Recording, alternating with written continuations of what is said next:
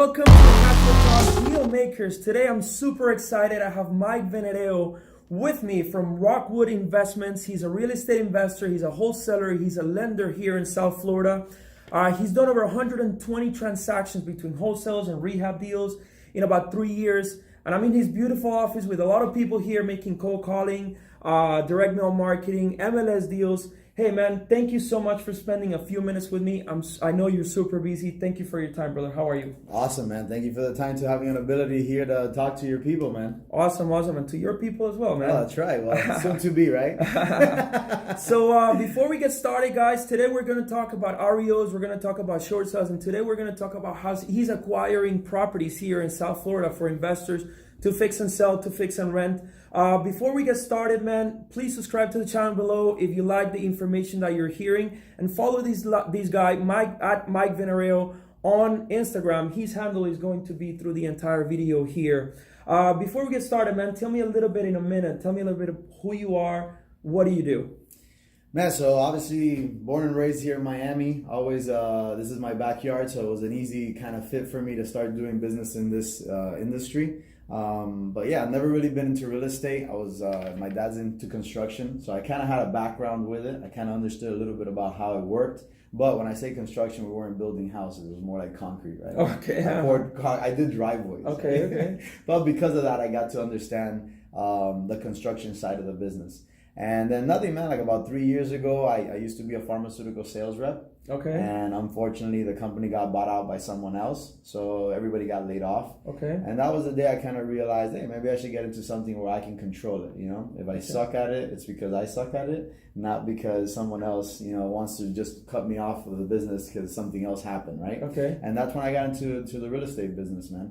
And, one of the things that I guess has been my biggest success tip is, my tenacity. I'm just like the type of guy that I don't really think when I do things. I kind of just do it first and then I figure it out later. Sometimes it's been great for me. Sometimes it's gotten into a lot of trouble, It's challenging. It's challenging because you and I have the same typical personality, go-getters, very A personality. Yeah. So that's awesome. Brother, tell me a little bit about your perspective in the South Florida market today. What do you see? The market was very different. We were just talking before we hit that record button. We were talking about how I started 10 years ago, but you started 3 years ago, and the market has shifted a little bit. What's your opinion? What do you think is going in the next year? Yeah, man, it's funny because, when you and I were talking 10 years ago, I never caught that great wave, right? So to me, I guess I got into the business when it was already more of that ground and pound, and you have to be aggressive, and you only succeed if you're like extra aggressive because the competition now is way different than 10 years ago. Yeah. But I do see it is stabilizing itself. I'm not gonna lie. I have seen, people that have purchased from us, let's say if we wholesaled it, are taking a lot longer to resell them on the resale part. And I have seen, not a huge amount, but I have seen buyers slow down a little bit on the purchasing power. Okay. And so I don't think it's going to be a major crash. I don't see that happening, but I do see the market stabilizing a little. So it's forcing us to be more creative. Yeah. The good thing about this is we're in Miami. I mean, it's a modern city. There's parties here. It's the capital of the sun, and then there's cruises, and people come here from all over the world to just to be here. And just a quick story about, I'm from Colombia, and in Colombia, the people that have so much money, they used to have a finca. Finca is like a ranch, like a second home in the mountains. And they would brag about their cars and their finca and their all these things. Nowadays is who has a house, who has an apartment in Miami? That's a big as thing. A secondary home. And I see it from my Latin American buyers, and it's the same thing. So Mr. Miami here, sell me Miami. I mean, what do you see in Miami? Why is it so hot? Because whether you like it or not, this is a very active market where the prices go up or down. It's very, very active. Sell me Miami. What's so good about Miami? The great thing is like what you said, Miami 10 years ago was known for one thing only, which was, I would say, like it was all built through the cocaine cowboy era. So it was like party, vacation, right? But now you look at it and there's so much culture going on. There's so much art. There's so much food. There's so much new buildings. There's so much money being invested in it. So I do see that as a huge advance that we have, right? An advantage that we get. Mm-hmm. Because it's like you said, our biggest buyers are either Colombia, Brazil, New York is a huge buyer for that second home lifestyle. Yeah. And you see everything that's going on. It's beautiful. Wynwood just got created, which is a super art district style. Yep. Very trendy, very laid back. But then you also have Brickell being built, which is very high end, nice, young community business. Then you have other areas like Alapata being all, invested into. You have the soccer stadium, which we all pray it's going to happen sooner or later, right? It will happen. I'll definitely be a season ticket holder. Yeah, sure. he's a fighter. That's the good thing. Yeah, So he continues fighting for it. But you see all this money being invested here, and it drives more population, but it's not only driving vacation population, people that actually want to live here. And it's like you say, like I recently moved into a brand new high tower, a skyrise, right, Aria. It's right off the water, and I would say 80% of the building is from out of the country. Yeah, that's awesome. Guys, follow this guy at Mike Venereo at Venereo. Venereo on social media and on Facebook as well. Thank you so much for your time, brother, again. So a couple more questions. You are an investor. Give me a little bit more meat. Give me a little bit more details about being an advanced investor. I say all the time, the money's made on the purchase, but you collect it on the resale or on the rental income. When you're acquiring properties, you have a whole full staff here just doing cold calls and direct mail marketing and trying to get these great deals. What do you see in a great deal? What are you looking for? So for us, it's like what you said, right? The money's made on the purchase, right? Because you never know what the back end's going to look like. You don't know what the buyers are going to pay or what they want to end up having, or, if the market's going to switch on us or nothing. Okay. So it's always on the purchase. So, the way we look at a deal is all about how much value can we add to that property. Okay. So can we make this house look beautiful? Are we in a neighborhood where we got the eyesore of the neighborhood, the one that everybody wants us to fix? And can we pick it up at a good price? Mm-hmm. And the cool thing about it is once you start really understanding the market, the good price is not always the same for everybody. Mm-hmm. And that's one of the things that I love about, let's say, the wholesale side of the business. You start learning what these buyers want. The good price can be what they want, not what you think. Mm-hmm. So it's not always you're looking for a specific model or a specific number. You got to really understand and master your market, because once you get that down, you can understand, okay, you can pay a little bit more because, the end buyer is paying a little bit more, or you can pay a little bit more because this neighborhood's rent is through the sky, mm-hmm. or you can pay a little bit more because the Airbnbs here are aggressive. Mm-hmm. For the cash flow, that's huge. So, what we're really looking for is how do we add value to this home and how much value can we add, which will give us a good profit. That's awesome. Give me a number. I'm all about cash flow. I'm all about buying a property that if you have to refinance 100% of the property and you rent it out, you're still going to cash flow every month. But tell me a little bit about the value of the property. Let's say the property is worth, after all renovations, $200,000, right? The comparables, let's say the comparable for $198, another one for $202, and the average is going to be $200,000. That's the value if it's all renovated, brand new kitchen, bathroom, floors, appliances, everything. What's your purchase price? What's your target price to buy that property at? Yeah, so the way we do it is we calculate, like you said, if we know and we're guaranteed that 200,000 is the number, mm-hmm. we do everything backwards. Okay. So we learn how to scale it backwards. So we ask ourselves, do we have to pay a commission at the resale? Okay, 3%. Do you think our closing costs? About 1%, so that's 4%. So 200,000 minus 4%. Let's say this house is going to take us $40,000. Okay, that's 4% minus 40,000. Let's say you want to make, I don't know, 25,000, 30,000. Obviously, every investor is going to have their own personal, happiness on money. But let's say you want to make 30. So that's 40 plus 30, that's 70 minus the 4%. That's about $100,000 spread.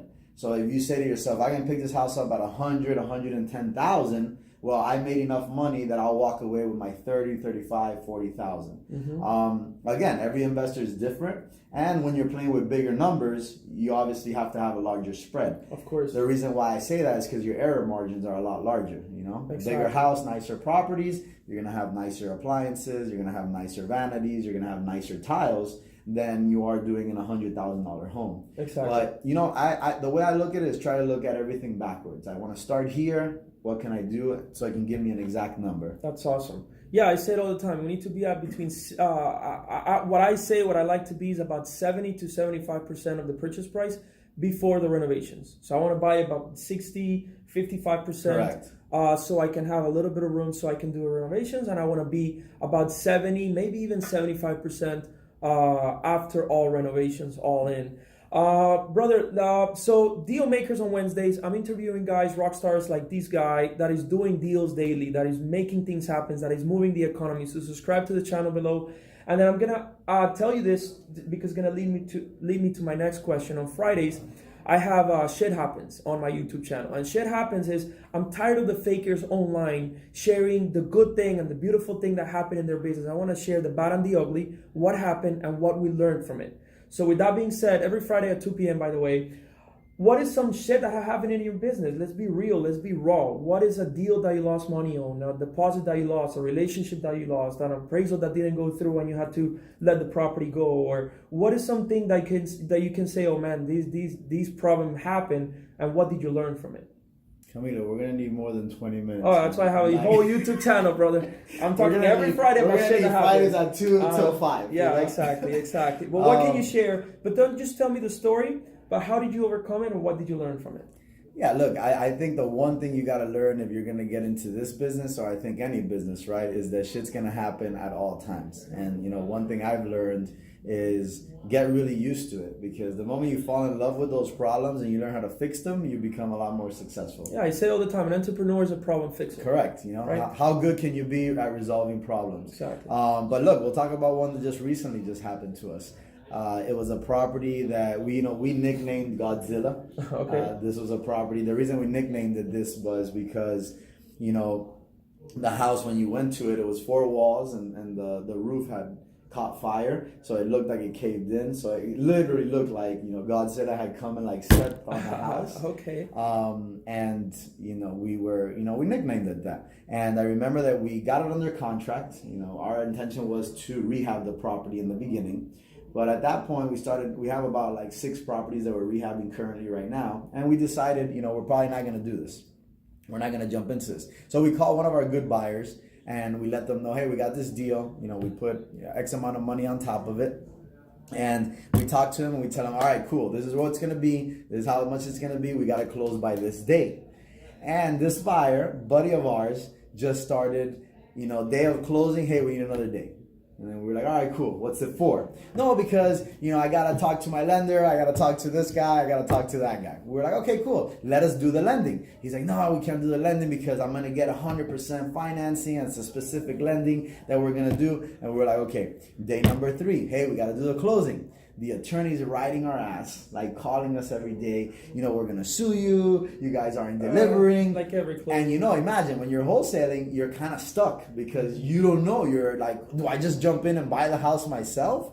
Or do I just continue with my wholesale? So they don't know that there's a back-end buyer, the one that's delaying us, right? That's kind of the dirty side of the wholesale. You're over here saying, I'm going to do everything. It's my lender, but it's really somebody else's. So you're like the face for someone else. Mm-hmm. Day number 5 comes. It's on like a Friday, I believe. And we almost went ghost. Like they went ghost on us. We went ghost on the attorney. We start getting these nasty emails from them. You know, the agents telling us they're going to relist the property, that you guys are ridiculous. You're just like every other buyer. You're a bunch of bullshit. And we're like, oh my God, what are we going to do? So I'm calling my partner on the lending side. And I'm like, hey, dude, we got to come up with money like immediately. I got to close on this deal. It's a good deal. So let's just close on it and then I'll wholesale it, or I'll wholesale it after I own it.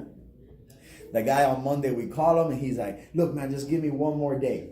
And so I call the attorney. We fandangle the conversation. Just give us one more day. And here it is again. The day comes again. We need another week. We need bottom line, right? Is that we get to the closing table. We finally do the funding, and we had fought for a $5,000 reduction. That guy goes, look, man, the only way I'll sell you it is if you wipe out your $5,000, you pay what you were going to have to originally pay. And, you know, at that point, we're making, I don't know, maybe 18, 20,000 bucks. So we're like, who cares at this point? But it was probably one of the most like stressful wholesales we've ever done in our life, because we knew the buyer was serious. but we had an attorney on the other side that was playing games, and you know how attorneys are, right? They want to threaten you with the whole world. And we knew nothing was going to go wrong, but you have one guy lying to you one way, one guy lying to you the other way, and we're here stuck in the middle asking ourselves, like, what do we do? Trying to hold everybody down. But fortunately, after like 2 weeks and a half, I think we finally closed the deal, made our money, everybody was happy. It happens, guys. It happens. It's part of being in business. Brother, we got 1 minute left. Guys, subscribe to the channel below. Follow this guy and go to his website as well. Your website is rockwood.com. Rockwoodinvestmentgroup.com. Rockwoodinvestmentgroup.com. Yeah. Follow this guy on social media. His guy is great. At the beginning, I said, guys, follow, subscribe to the YouTube channel, Cashflow Talk. One thing is if they hear from me, can you give a shout out to Yeah, so definitely, guys, if you guys want to learn more about this business, definitely follow on YouTube, youtube.com, and then Cashflow Talk. So you're going to get a lot of great information. You're going to get a speed up. You got to speed up your process by listening to people like Camilo that's going to give you his good, his bad, his learns, his experiences in the business. Awesome, brother. Hey, thank you so much for your time. I hope we can do this again. And like you said, man, we need a lot of time to talk about shit that happened in business. Exactly. But that's what we do in business, right? Thank you for your time, brother. Thank you, Thank man. you, guys. Take care. Have a good one.